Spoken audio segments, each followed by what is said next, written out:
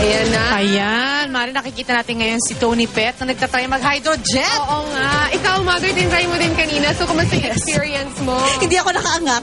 Mahirap. Well, actually, nakikita ko, medyo nakaangat ka na Mahirap. sa water eh. Yung Oo. paa mo nasa ano na eh. After 25 tries siguro yun. Pero ang hirap pala niya, ha? Masakit sa shin. Ayan, that's you, that's you. Ah, that's me? Okay. Mother, ikaw yan! Ang galing mo mag-float! Hanggang float lang ako. Buti lang talaga naka-life vest ako kasi kundi lang sa ilalim na ako ng tubig. Pero sa totoo lang, mahirap siya. But it's worth a try kasi masarap yung feeling pag nakaangat ka ng konti. Parang achievement mo na yon. Experience ito. Ibang klase ang I want to hydrojet. try. Uy, alam ko na feeling ni Robert Downey Jr. bago siya naging expert Iron maging Man. Iron Man. Yan muna yung sinubukan niya. Oo.